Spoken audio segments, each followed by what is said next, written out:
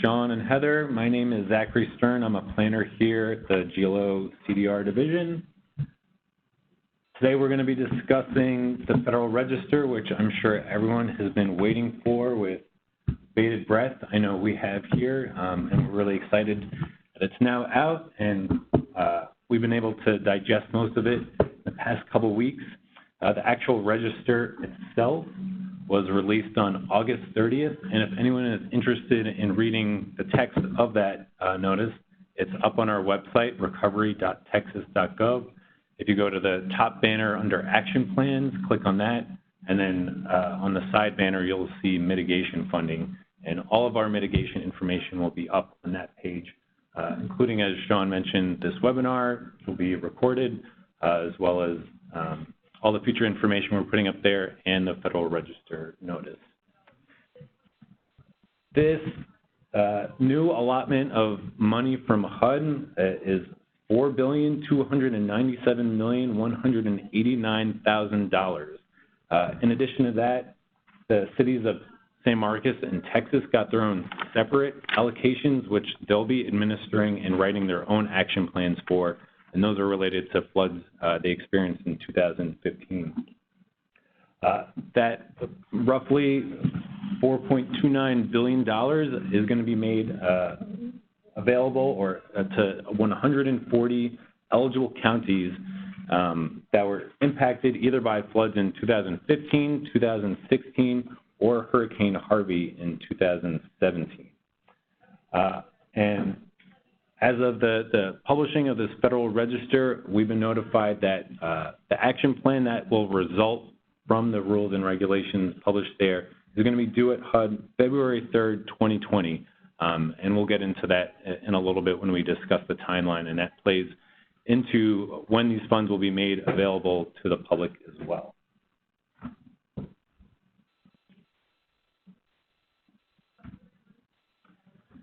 So these CDBG mitigation funds are really unique. This is a first for HUD, a first-time program. This program is slightly different from the Community Development Disaster Recovery, CDBG DR program that they've run in the past. And the difference, as we'll get to in a little bit, really stems from what mitigation is. And so up here we've got a definition of mitigation as HUD defines it, which is slightly different from FEMA's, but it really gets to the heart of what this program is going to be. So HUD defines mitigation as those activities that increase resilience to disasters and reduce or eliminate the long-term risk of loss of life, injury, damage to, and loss of property, and suffering and hardship by lessening the impact of future disasters.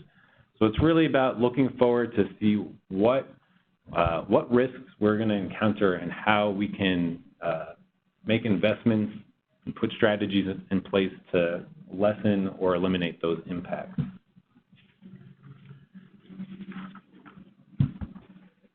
So getting to some of the high-level guidelines that are included in the Federal Register, you can see at least 50% of the funds must address mitigation needs in HUD's identified most impacted and distressed communities. This is a change from the CDBG DR regulations, which generally commit about 80% of funds to those HUD mid areas. So this is going to give us a little bit more flexibility to spend funds throughout those 140 identified eligible counties. One aspect that is kind of outside of the box and should be of interest to both the impacted counties and some of the counties outside is that expenditures for eligible mitigation activities outside of the HUD and state identified mid areas may be counted toward the most impacted and distressed area expenditure requirements, provided the grantee demonstrate how the expenditure of those CDBG mitigation funds outside of the area will measurably mitigate risks identified with the HUD identified or grantee identified mid areas. So this means funds can be spent outside of those 140 eligible counties, so long as the funds spent there really are going to benefit areas that were most impacted and distressed. So if you're doing a large-scale regional project, you can look at a watershed and make investments in a county that is upstream of a most impacted and distressed county, so long as the benefit that county that's most impacted and distressed is seeing a measurable benefit from that. In terms of the timeline, how we need to spend these monies, 50% of that allocation of the $4.29 billion needs to be spent within 6 years, and the entire allocation needs to be spent within 12 years. So this is an extended timeline from what we normally have. Another significant difference from the DR program in this new mitigation program is that 50% of all CDBG mitigation funds need to be spent in low to moderate income areas or on low to moderate income persons. This is a reduction from the 70% that is usually present in the DR program. So this should expand the areas in which we can spend those funds. And as usual with the DR grants, 15% of the total grant allotment can be spent on planning studies, which we'll get into in a little bit. So for the HUD mid areas, these were called from those areas that HUD identified as most impacted and distressed in 2015 floods, 2016 floods, and Hurricane Harvey, and they represent 23 counties, which we have listed here, and you can see them on red in the map to the right. In addition to those counties, there are 10 identified zip codes that are also eligible as most impacted and distressed.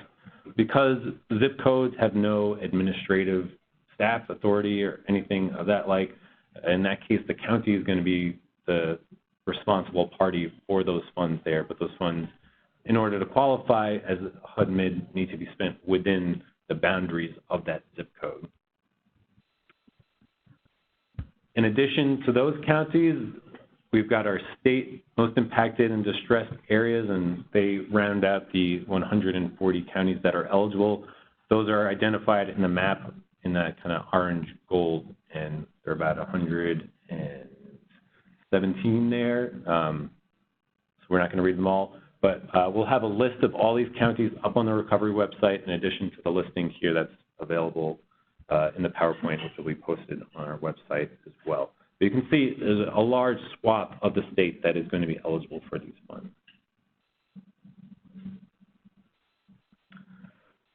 So as I mentioned, we'll be writing the action plan, which details how the money is going to be spent. A huge component of this action plan is a risk-based mitigation needs assessment. So this is really identifying what are the risks and threats to the state and how we plan on addressing them. And the Federal Register directs us to consider and really utilize the state hazard mitigation plan at the state level and also at the local level to inform net needs assessment. So the Texas Division of Emergency Management is responsible for producing that plan, and we'll be relying heavily on that to inform our mitigation needs risk assessment. In addition, HUD has directed us to consider this new concept, community lifelines, and incorporate that into our action plan and really detail how these community lifelines, which are safety and security, food, water, shelter, health and medical services, energy, communications, transportation, and hazardous materials, are impacted by the hazards that we've identified in our mitigation needs assessment. So that'll be fleshed out within the action plan as well. In addition, the action plan details how we're going to be using our funds. So it'll identify programs, the program criteria, which you'll see in the application guidelines and within the action plan, and the total amount of grant funds that are going to be expended. And right now, we are really at the beginning of thinking about what types of programs will be included here. And as we do our stakeholder outreach, getting that input will help us design those programs as well. But they'll follow along the lines of what HUD has identified as eligible activities.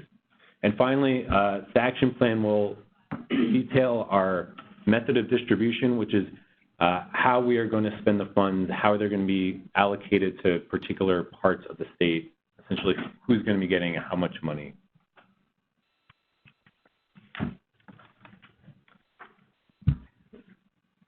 Some of the additional requirements that HUD wants us to focus on are promoting local and regional long-term planning and implementation. So this is not just looking at regular land use comprehensive plans, but also looking at building codes, zoning codes, land use plans, things that have some kind of enforcement teeth to it, as they'd like to see new building done in a way and done in a certain place that puts those residences or commercial or infrastructure projects out of harm's way. They also want to see us promote coordination and leveraging of funds. So this is not only relying on the CDBG mitigation funds, but also previous CDBG DR funds, hazard mitigation funds, anything else that can be paired and leveraged with our existing funds to make those monies go farther. HUD would also really like us to focus on promoting natural infrastructure. So this is creating, maintaining, enhancing, or mimicking natural systems to get the benefits that they present in terms of in terms of infrastructure as it creates a more resilient environment. So some examples could be constructed wetlands along the coast. It might be creating more oyster reefs or other things to slow wave action. But it's really getting at types of infrastructure that provide a benefit just beyond the immediate identified need of, say, retaining water or controlling flooding. HUD would also like us to ensure that our construction standards remain high, and this kind of goes back to those building codes where they like to see strict enforcement and bringing those building codes up to current standard. A very large part of this, and this will probably be within our application guidelines, is describing plans for long-term operation and maintenance of the investments that we're making. So we're going to be giving out funds to help you improve your communities, but when we go to build a piece of infrastructure, we want to know that that community has the resources, or at least has made plans to ensure that that piece of infrastructure can be maintained over the long term and is not going to become obsolete or fall into disrepair soon after it's constructed. And finally, as with all CDBG grants, we need to assure that construction costs are reasonable so we can make these funds go as far as possible. So returning to that action plan development timeline, some of you may already seen us within your communities. We've been doing stakeholder outreach going back several months. We appeared at several COGs in search of input from communities to see what they would like included in the action plan to get their concerns, interests, and we'll be continuing that throughout the action plan development from the point it is submitted to HUD and throughout the implementation of the grant cycle. As I mentioned, the Federal Register was published on August 30th. We're developing the action plan now, and we'll be doing so for the next several weeks. We have to send that action plan out for translation, so it is available for communities throughout the 140 counties in a way that is accessible to everyone. There will be a 45-day public comment period. So this is an extension of the 15 days we had for Harvey and the 30 days we've had for subsequent amendments. So this will be the longest public comment period we've had so far. So we look forward to hearing from folks after the action plan is put out there on what people think of it. After that, we'll be responding to and incorporating those comments into the action plan, and then we'll be submitting that action plan to HUD no later than February 3rd, 2020. So as I mentioned, in terms of stakeholder input, we've been out in the communities receiving comment. In addition, we've had our survey up on SurveyMonkey for several months. We've received about 350, 330 responses so far. We will be closing that survey on September 15th so we can incorporate all that feedback into the action plan. So if you have not completed the survey yet, please go and do so. We have the link up here on the website, or on the PowerPoint here. It's also on our website at recovery.texas.gov. So please go do that so we can get your input. We'll also be conducting at least 4 public hearings throughout the state. 2 of those public hearings are going to occur prior to the public comment period. And the idea there is really for us just to listen, to get your feedback. We will not have designed the programs yet. So this will help us determine really what's going to go into the action plan. And then the subsequent public hearings will be to present what the action plan has detailed, and we can get some feedback on that. As I mentioned again, there's a 45-day public comment period, which is a hard and fast period that HUD has determined. And a new feature of the CDBG mitigation grant is a citizen advisory committee. And the Federal Register outlines the necessity to create a citizen advisory committee after the action plan has been crafted and approved by HUD.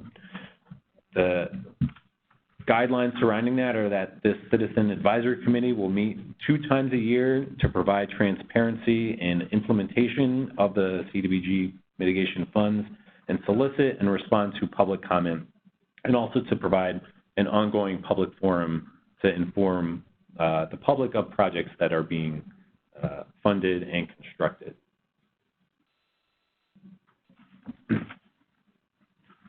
So the part I'm sure everyone very interested in, project eligibility.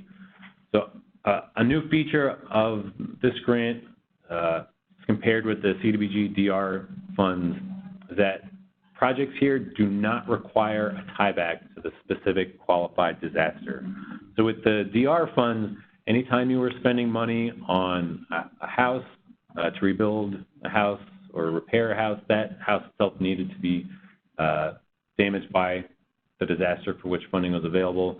Same thing had to go for infrastructure. In this case, there doesn't need to be a direct tieback. We can expend funds on things that weren't necessarily damaged, but that we, through our hazard needs assessment, have identified as being vulnerable to damage in the future. So that's something you should really be mindful of when you're thinking of your projects. Of course, the projects that we're going for need to meet that definition of mitigation activities that was present at the beginning of this webinar. So please return to that when you're thinking about the type of projects you're crafting. The projects need to address the current and future risks in those mid areas. It really comes back to that definition of mitigation, that we're looking at things that are happening now and in the future. Of course, every project needs to be CDBG eligible, so please refer back to the HCDA for that, those guidelines. And of course, the projects need to meet a HUD national objective, whether that's LMI or urgent need. And in this case, HUD has created a new category of national objective, and that's urgent need mitigation. So urgent need mitigation projects need to address current and future risk as identified in the mitigation needs assessment of the mid areas. Pretty much touched on that already. And that project needs to result in a measurable reduction in the risk of loss in life to property.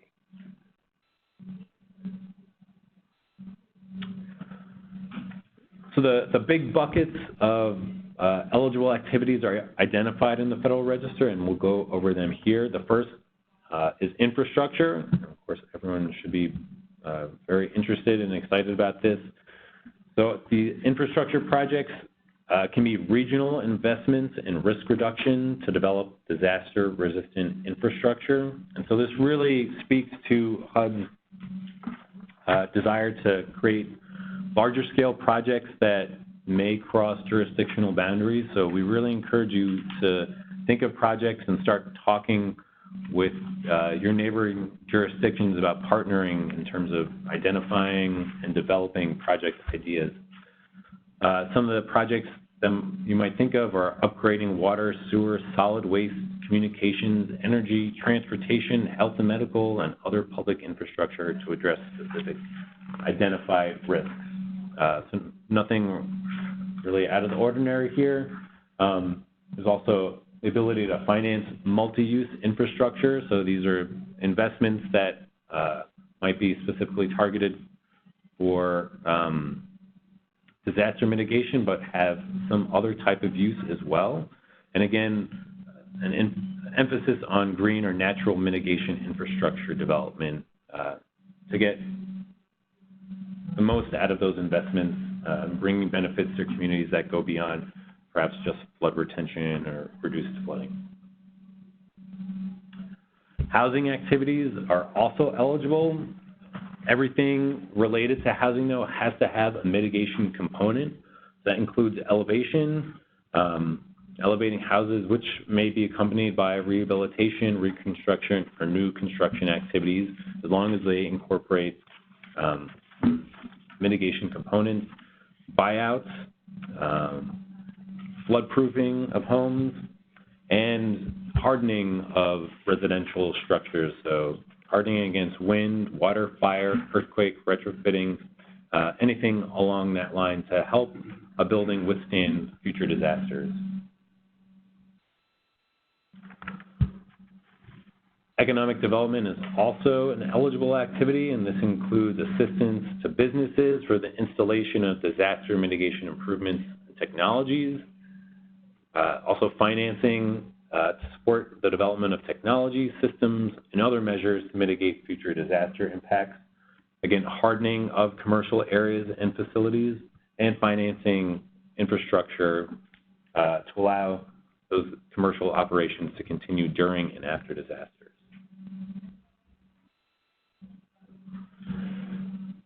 As usual, there'll be a planning component and funds made available for public services, and this is something that HUD has also focused on within here, as planning is a really critical component to developing a more resilient community. So funds are going to be made available for development of modernized and resilient building and zoning codes and land use plans, development and update of FEMA-approved local hazard mitigation plans. So many communities throughout the state have current hazard mitigation plans.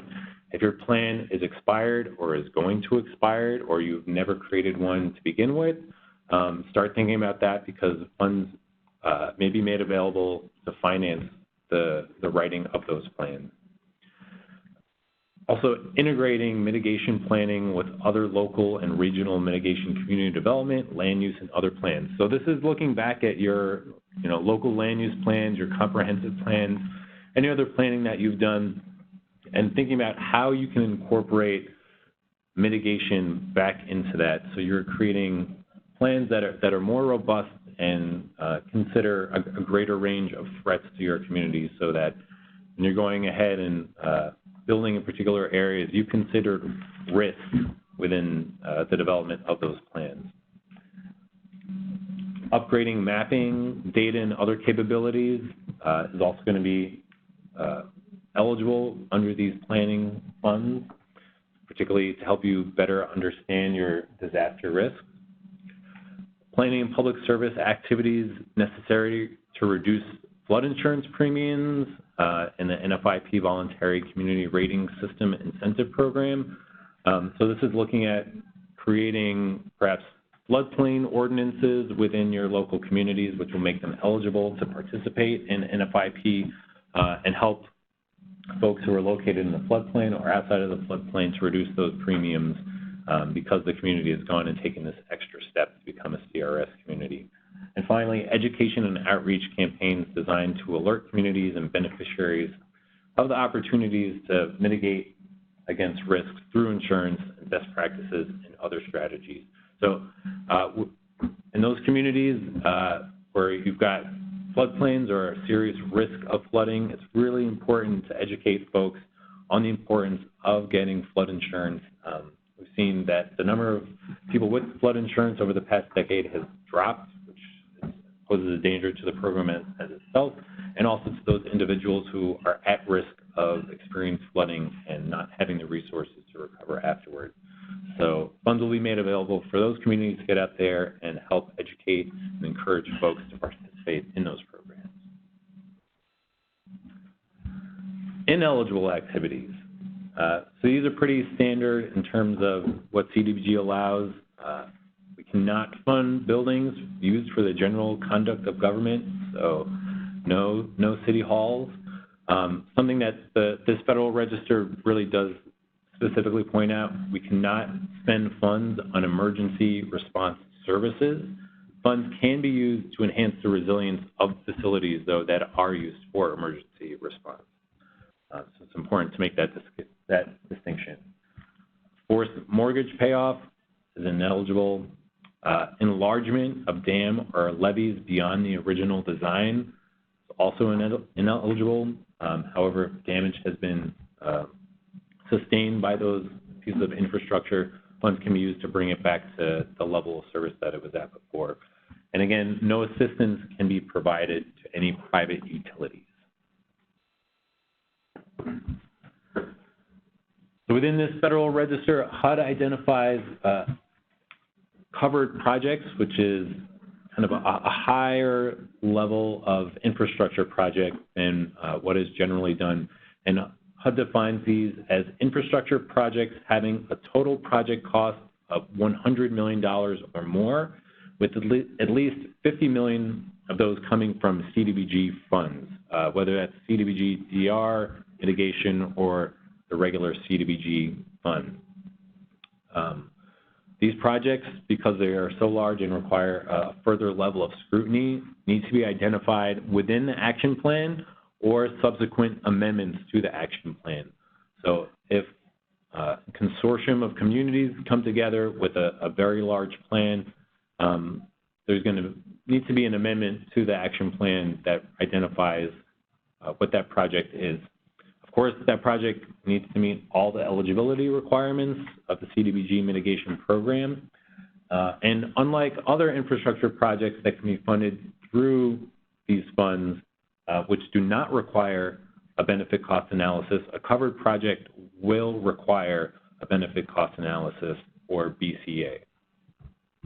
And that is to show that the benefits accrued over time exceed the costs of that project.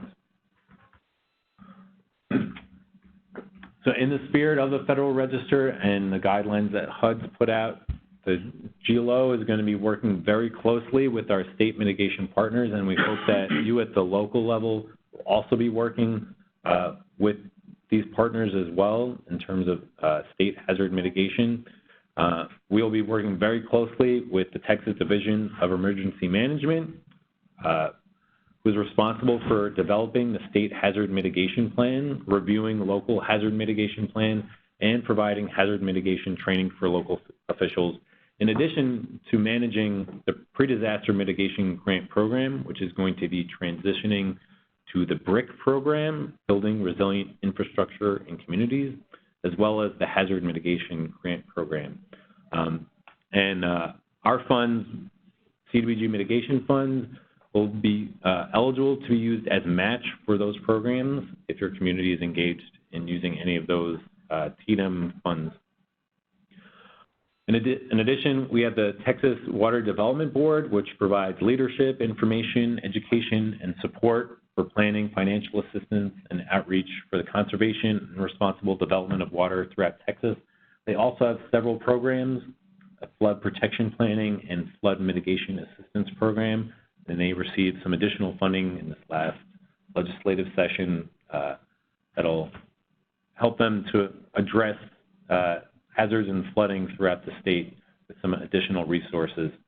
In addition, the Texas A&M Forest Service is responsible for wildfire mitigation throughout the state, and so we'll be working with them to incorporate their best practices and information into our action plan and interfacing with them as we roll out our programs going forward. So with that, again, I want to plug our website, recovery.texas.gov, and the link up here is specifically to our mitigation page if you want to go directly there. We also have our survey up. As I mentioned before, it's on SurveyMonkey, and we've got the specific link up here. And also, if you'd like to email us at any point, our email address is cdr@recovery.texas.gov. So at this point, we'll open it up for any questions, Q&A for any of the staff we have here. We've got our manager, Alex Gamble, and I believe Heather will still be on the line as well. So the first question is, will the transcript and materials of the presentation be made available? Yes. As I mentioned before, that'll be up on our website, recovery.texas.gov, and just go to the action plan tab at the top, and then mitigation funding on the side.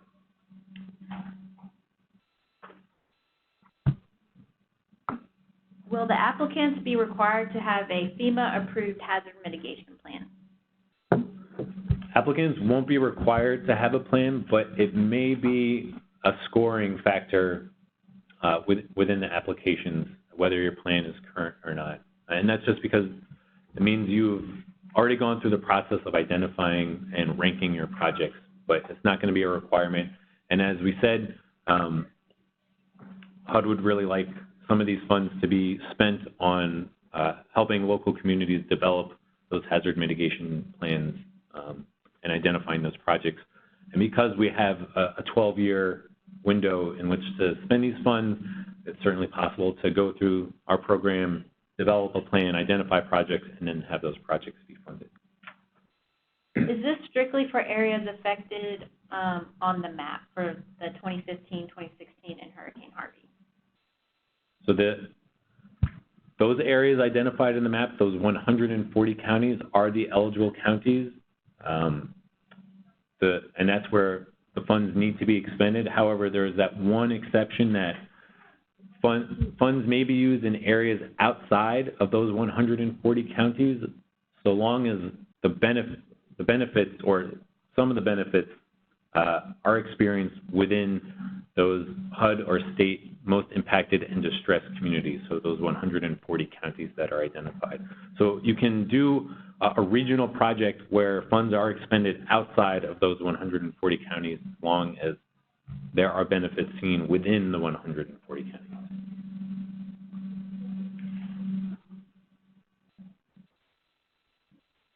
What is the 50% LMI requirement? Is this statewide or for an individual project?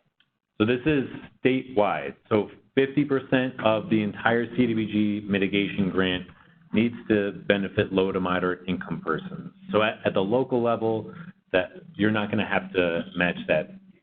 That'll be detailed out in the action plan, how the LMI goal is reached, but we're not going to have every single community need to meet that mark. How will differences in risk level and consequences of disaster be used to determine how funds are allocated? So that'll be determined through our risk assessment, but generally places that are at higher risk, we're going to want to see more investments made there to guard those areas against those future risks. Will the action plan development be the time period when eligible areas submit their applications? No. The action plan is really the beginning of this process. This is just saying how we are going to spend the funds. HUD has to approve the action plan before any funding can go out the door. And as Heather mentioned at the beginning, we, at the earliest, are not going to be opening the application period up until probably May of 2020. And the action plan is due to HUD February 3rd, 2020. Is there a template or application that will be used for these funds? Yes. And we will likely be providing some technical assistance throughout the grant period to communities to help them go through the applications, help identify projects, and ensure that what they're submitting to us is of the highest quality and are eligible projects. How will the state compensate for known problems with benefit cost analysis? Well, for most projects that you're submitting, you will not be subject to benefit cost analysis requirement. The BCA requirement is just for those covered projects, and those are projects that are in excess of $100 million. So unless your community has a $100 million project, you do not need to go through the benefit cost analysis project. And if you are doing a $100 million project, that's of the scope that it really should require a deeper dive into the analysis to make sure that it is a worthy project. Are emergency operations centers allowed?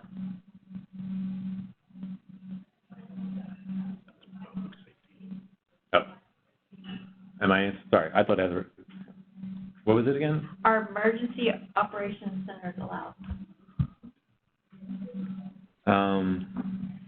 So emergency operations centers are not eligible from the CDBG DR program or the mitigation funds. They are considered to be general conduct of government by HUD, and so we cannot do emergency operations centers. What Zach said earlier about potentially doing some hardening or some resilience and mitigation on those facilities might be eligible, though that could be a stretch as well.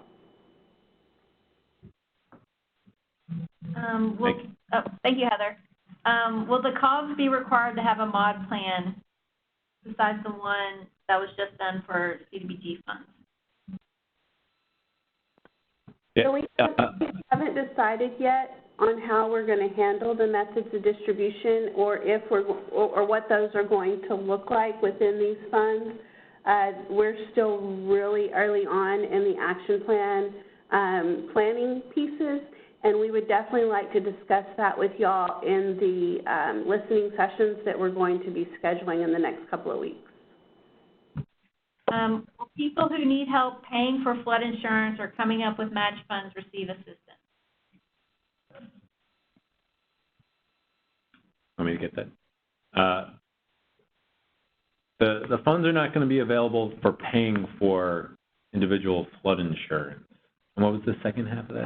Match. The funds are available for match for other programs.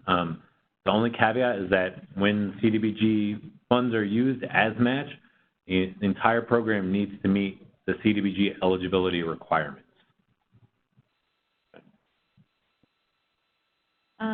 There is a question about, are we coordinating with the Water Development Board's statewide floodplain plan?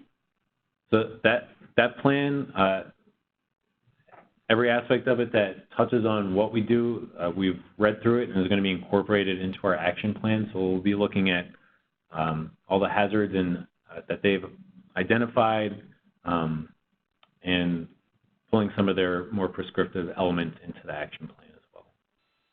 How will duplication of benefit roles apply? Are there differences between this and existing requirements for CDBG funds? The duplication of benefits requirements and guidelines remain the same, so that'll be a feature of this grant program as well. When does the 6-year time frame start? Has it already started? No, I think that timeline starts when we're with the grant agreement with HUD. That means it will likely start in about May of next year.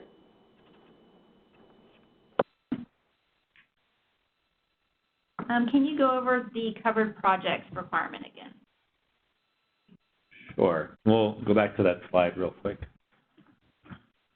Again, covered projects are very large-scale infrastructure projects that have a total cost in excess of $100 million, with at least $50 million of those dollars coming from CDBG funds, whether it's this grant or some other CDBG dollars. And it needs to meet all the eligibility requirements. In addition, we need to identify that project within the action plan itself. So for many of the infrastructure projects that are going to be done, you know, the community is just going to come up with a project, submit it to us, and it'll be approved or disapproved. But that specifically doesn't need to be identified in the action plan. But for these covered projects, they rise to the level of importance that they need to be submitted to HUD for review. So they'll either be identified in the action plan or more likely within amendments, subsequent amendments to the action plan. And as I mentioned, because of the scale of the project, it'll have to go through a benefit cost analysis to ensure that the project makes sense to fund. What can applicants do in advance of the application process? So if you have a local hazard mitigation plan, please revisit that. If you're unsure whether you have one, now's the time to find that out. Look at the list of projects that you've identified. If those projects no longer align with your community's goals, desires, or the risks that you think you're at, now's the time to update that list. And you can update your projects at any point. Just check in with TDM about that. If you have no plan, now's the time to start thinking about creating one, working, if you're a local unit of government within a county, start talking with the county. If you're a county that wants to work with multiple counties and do a regional plan, now's the time to start having those discussions. And in general, beyond the local hazard mitigation plans, now's the time to start talking with members of your community, other units of government, and the divisions within your government about their actual needs, so you can start identifying projects now. And throughout this process, we will be providing resources to you that should help in identifying projects, identifying LMI areas, just in general to give you a better idea of what will be eligible and to help you identify eligible projects.